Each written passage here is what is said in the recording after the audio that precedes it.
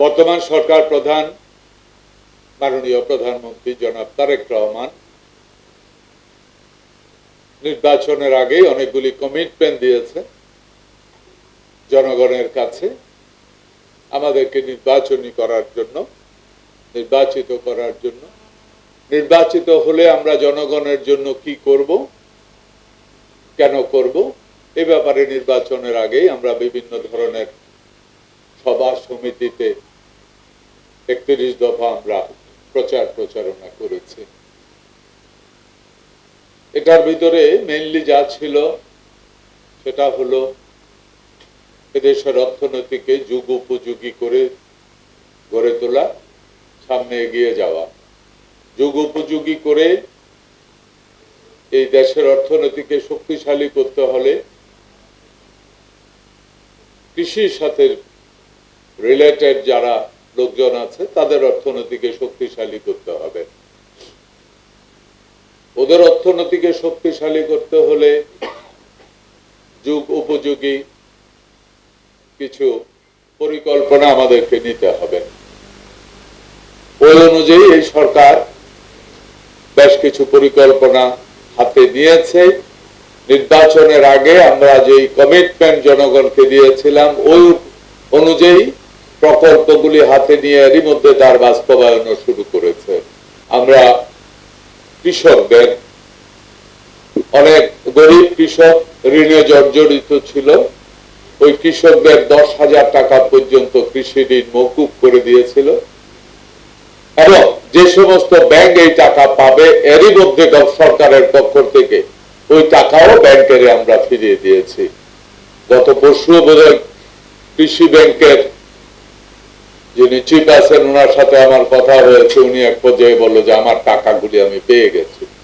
আমরা বিশ্বাস করি কৃষির জন্য সবচেয়ে বেশি প্রয়োজন পানি।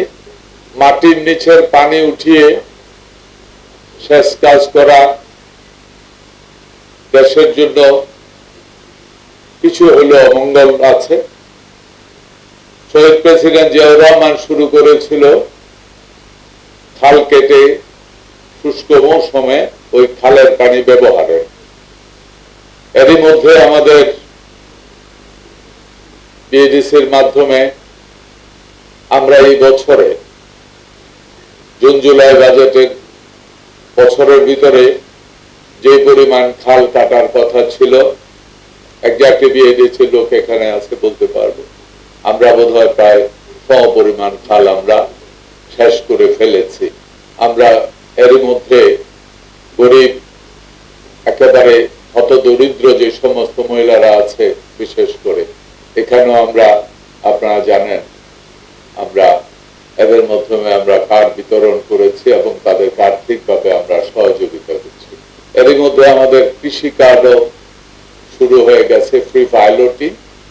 খুব কম সময়ের মধ্যে আমাদের পাইলটিং শেষ হবে। একই সাথে বাকি কৃষক যারা আছে ওই কৃষকদেরও কার্ডের আওতায় আনা হবে, লিস্টেড হচ্ছে। আমরা তখন বুঝতে পারবো কত কৃষক বাংলাদেশে কৃষির সাথে জড়িত আছে, কি কি কৃষির সাথে জড়িত আছে।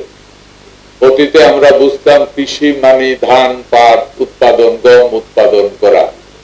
আমাদের এই কৃষক কাটে ধান, পাট, গম উৎপাদন করা শুধু নয়, এখানে যে লবণ চাষি সেও কৃষি, যে সুপারি চাষি সেও কৃষি, যে নারিকেল চাষি সেও কৃষি। শ্রেণী বিভাগ ঠিক করেই আমরা এই কৃষি কার্ডটা নিচ্ছি। এতে করে আমরা আগামী দিনে বলতে পারবো সারা বাংলাদেশে কোন ফসল কত লক্ষ কত কোটি কৃষক উৎপাদন করে কি পরিমাণ জমি ব্যবহৃত হচ্ছে, আমরা কোন ফসল বাড়াতে হবে, কোন ফসল উৎপাদন কন্ট্রোল করতে হবে, সবকিছু এই কৃষি কার্ডের মাধ্যমে আমরা কন্ট্রোল করতে পারবো। এই কৃষি কার্ড সবগুলি সমস্যাকে এক পর্যায়ে সমাধান ডেকে নিয়ে আসবে নিয়মতান্ত্রিক ভাবে। এই কারণে কৃষি কার্ড চালু করা